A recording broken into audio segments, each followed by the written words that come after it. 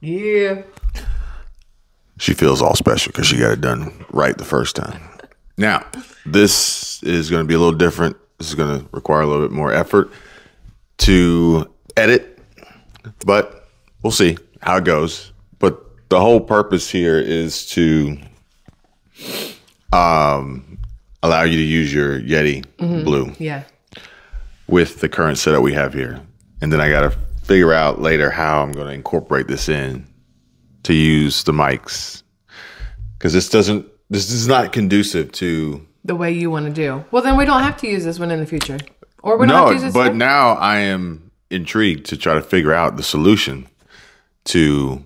I know the solution, which is you record with both phones, one aimed this way, more towards me, one aimed or this way towards you, this way towards me, and then you put them together in Final Cut Pro, and you literally just.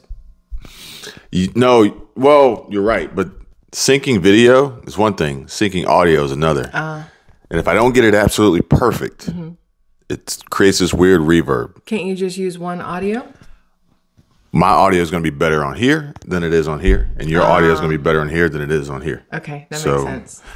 But I'm intrigued to figure out how can I solve this problem. So you've made a challenge for yourself, if you will. And I have an idea in my head of the device that could be used. So I just got to see if that is the case and go from there. I guess it's also harder this way to sit and talk to each other as a conversation, because you're going to keep looking that way instead of this way. Well, you're right.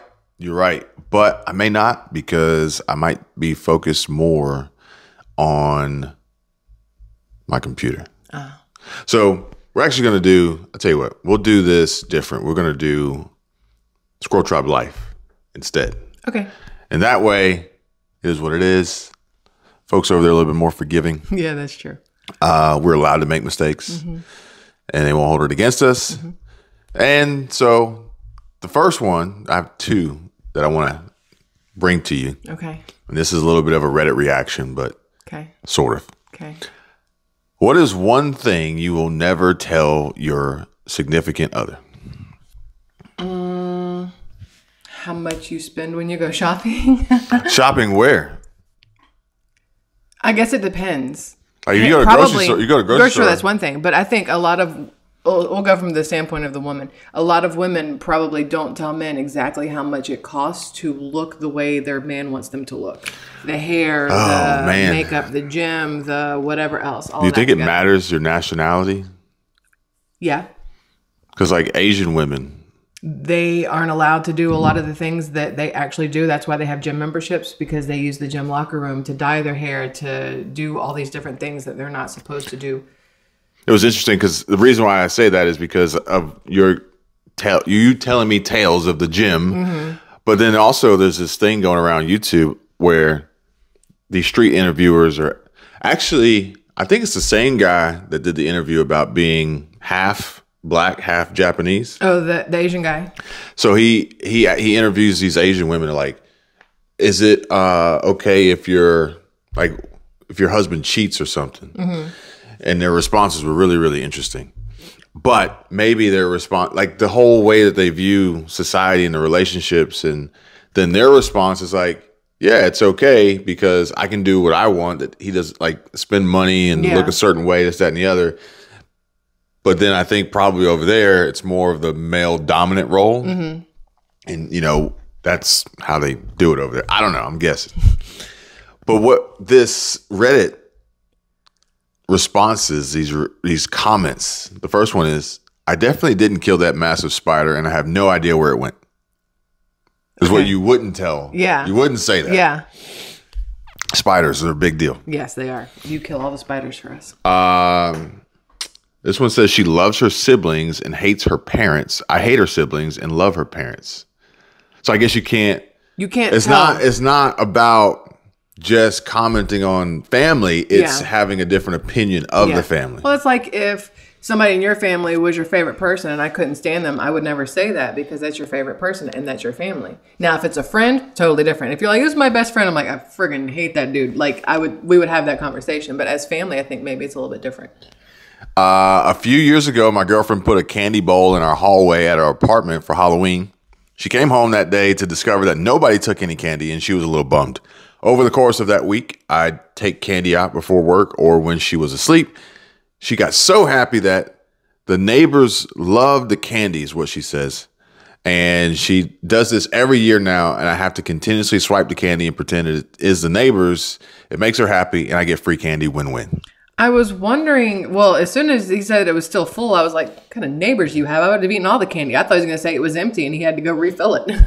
Maybe you got like some sketchy neighbors like, I'm not eating your candy. I don't know. What if it's just like the dumb suckers and Smarties? Maybe you had bad candy. Yeah, if it's bad candy, I wouldn't. If you have good candy, it's gone. Yeah.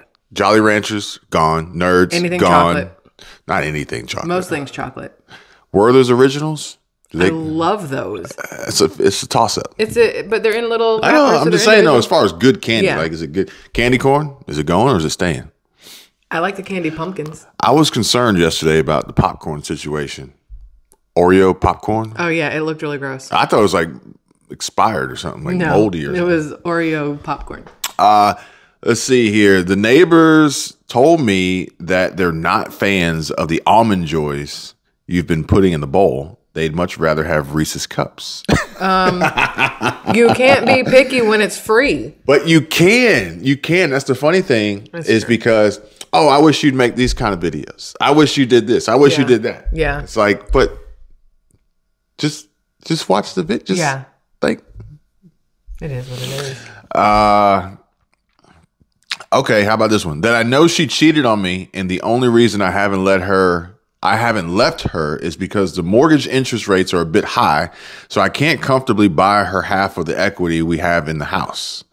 I got a valuation, a mortgage pre-approval, and a lawyer all ready to go, but would only have about $21 a week to spare. I'd be screwed the first time a major appliance or the car breaks down. Wow. Well, I think that's the reason why a lot of people stay together, because of how much it would cost to not be together and how much easier it is to stay together. The mortgage is in both of our names. The insurance is in her name. She gets much lower. If I had to get my own car insurance or health insurance, it would be twice as much. I can't afford that, those kind of things. So I can guarantee there's a lot of people out there who are staying together because it's easier as opposed to because they want to. I got to send that one to Chris because I covered this a while ago about how foreclosures happen because of divorce, and neither one wants to or is willing to or able to buy the house, especially with the increase in valuations. So foreclosures would happen because both of them would walk away from it. Because you got to think, if you've got two people putting the money in to make the mortgage, and then suddenly one has to do it, if you're not making enough to cover it, it's not feasible. Let's just say you owe $200,000 on the mortgage, and the home went up in value by like another $200,000. Yeah. Okay. So you're saying, all right, I got to take on this mortgage 100%, but I got to buy out the other half. That means you literally have to pay up front $100K to give the other half their half to leave. But that's they what's would weird realize to me, because if the you're going to equity stay there and never they would realize the equity immediately. That's true, because they've been putting money into it also. But you would buy them out. Yeah. And you would sit on the equity, but depending on the fluctuations in the market, maybe you go above 100 your side. Maybe you go below. Yeah. But they got theirs 100%. Yeah. Which causes complications and divorces because of the real estate component, and neither one of them wanting to or willing to or able to make that happen. And then what if there's only one car for the family? Who gets the car? Who has to go buy a new car? And then, of course, you throw kids in and everything gets way more difficult. Yeah. Interesting discussions that we've had in the past before. And odds are we'll continue to have more in the future. Maybe if some of the subscribers have their own inputs and scenarios and situations or real life experiences of, this is what happened to me, and this is how we did it. Yep. So it's funny that's, it's like the whole cheaper to keep her. Yeah. And in this instance, it's literally like true. It's cheaper to keep her because I can't afford the house. True.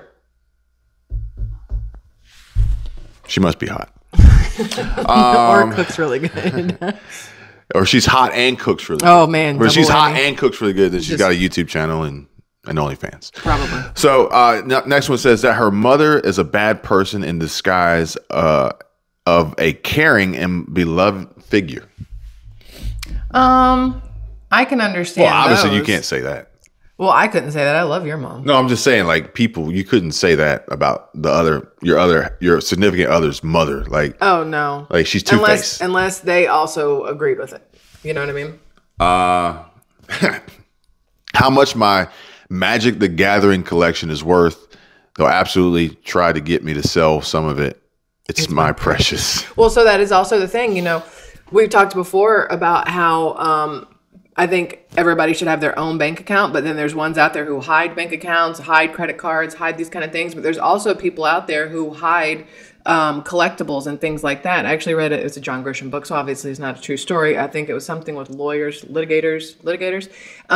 And one of the guys that died, when he died, he had a letter that was ready to be sent out to the lawyers that said, I have baseball cards my wife knows nothing about. They are worth this much money. I want them to go to my son with my ex. If my wife now knows about them, she will sell them. He will get nothing. So I think there are people out there who probably have hidden things or have underplayed the value of things so that the spouse doesn't know. It's funny though how other people form opinions about what you have. For instance, Dumb Money. And it's a good movie. When the family finds out how much one of the kids is worth on paper, they immediately have opinions. And when they don't align, things can go bad. Issues. Yeah. I don't want to give away the movie, but it also, early in the movie, was so accurate with how social media behaves, where the progression of his audience went from stream. To yeah. So that was cool to see that, but also to see him say, "Okay, we're just going to stop looking at the comments now, and just go over here." Yeah.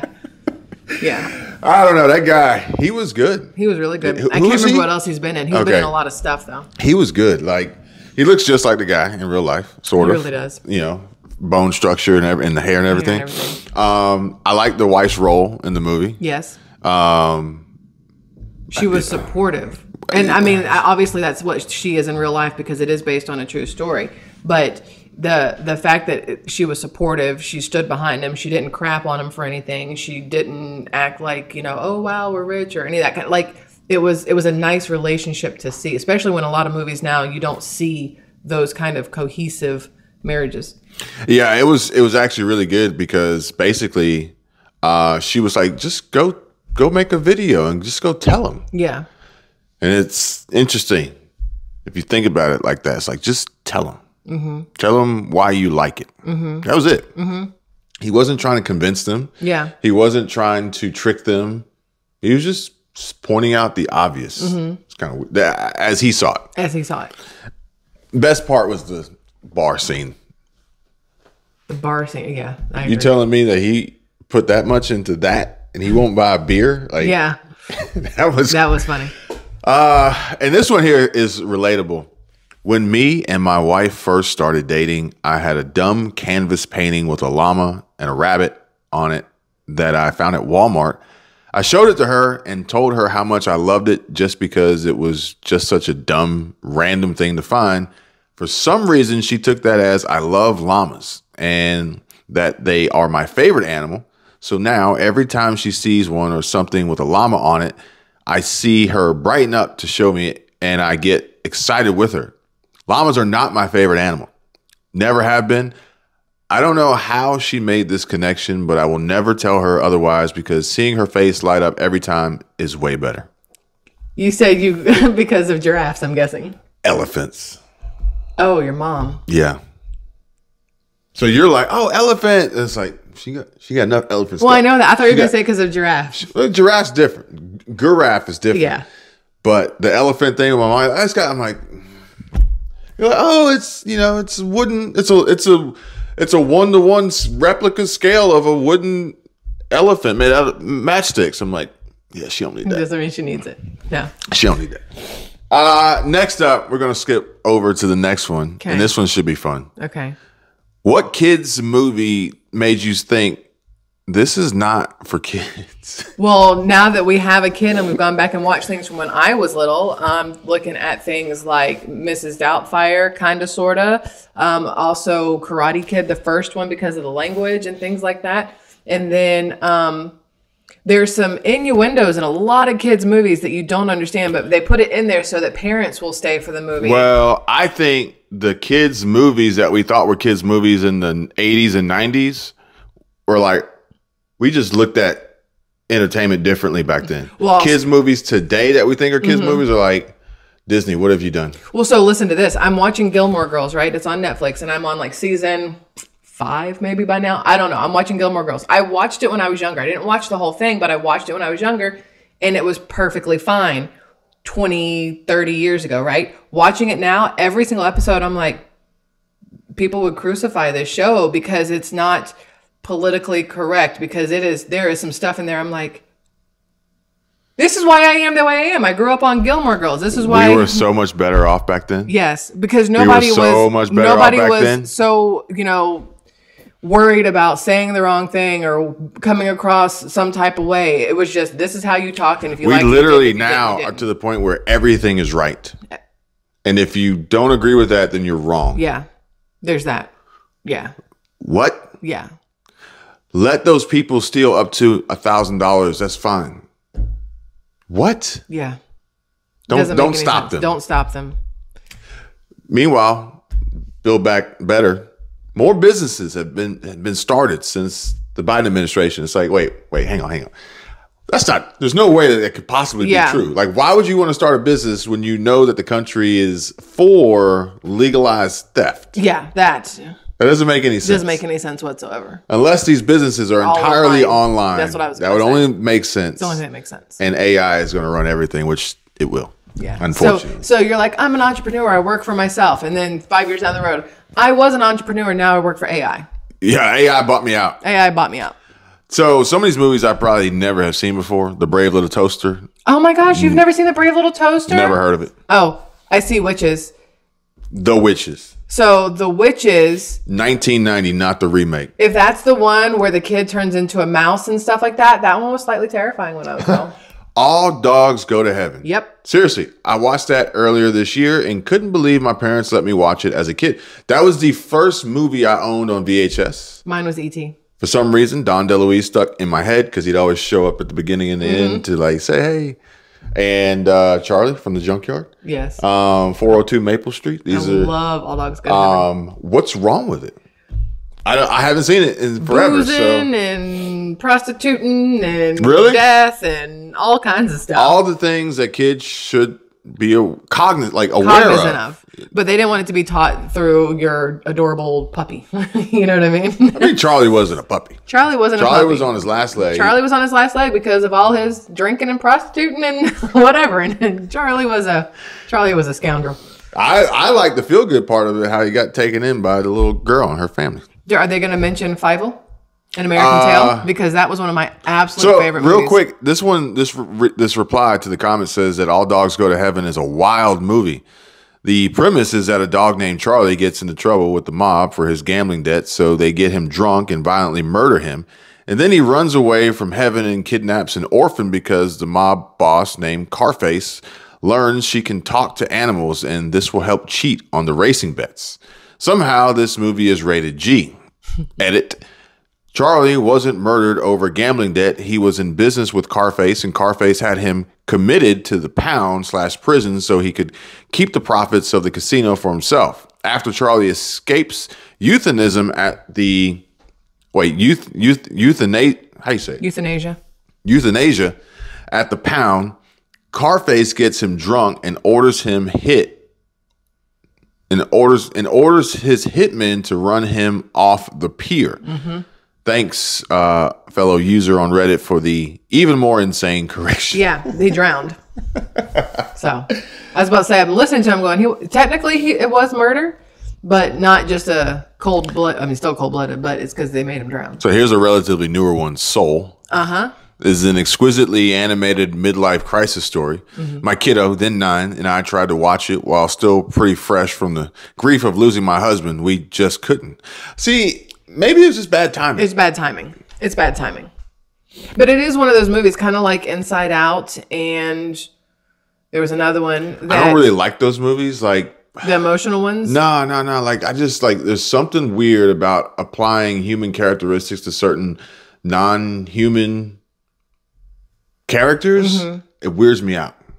So like, I don't want to watch the new movie with the dogs with Jamie Foxx and gosh, like, not at all. Like those things weird me out. Like it's because it crosses this weird invisible line, invisible line, and it makes it hard for certain people of certain ages to really understand what is real and what is not. Which is what I've said all the time. That the only downside to movies, I mean, I'm sure there's plenty of them, but some of the downsides to movies is you see murder and all these things so repetitively that if you were to see it in real life, it doesn't have the same effect on you in theory. Or you believe that if this happens to you, you're going to be perfectly okay because somehow this person fell 50 stories and walked away, bounced a couple times and walked away. And then as a young child, you don't know that's not real. I think the worst part about it is not the movies, it's actually social media, TikTok, YouTube, that people are making these prank videos and the viewers don't know that these are prank videos or anything else that happened before or after the camera was shut off or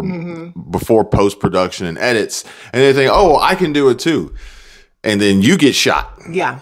It's not how it works sometimes. Watership Down. Never heard of it? Me either. The Last Unicorn. Never heard of it? Heard of it, but never saw it. Emotionally devastating. I can still see the fire. Rango. I don't think I ever saw that It's the one with the lizard with a banjo, I think. I don't remember. I never watched it. So this one says the kids will enjoy it, but there's so many references to other movies in the film that only adults will understand. I think the filmmakers really made it for the parents, but it doesn't sound like it's bad. It just sounds like it's relatable to parents. Which sometimes if it's relatable to parents, it is bad for kids because parents are watching PG-13 and R-rated movies and you're throwing things that are relatable into G-rated PG movies. So I can see where that could be an issue. Now, this one is weird. This one says, when we went to see Deadpool in theaters, an older lady and two kids around 8 to 10 years old sat in front of us. About 5 minutes into the movie, one kid leans over and whispers, "Grandma, I don't think this movie is meant for kids."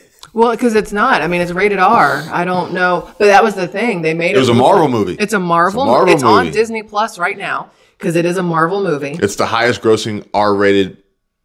What was it? Highest grossing R-rated. Something that Ryan Reynolds pulled off on that one. I don't know. I remember hearing him talk about it, but I don't remember.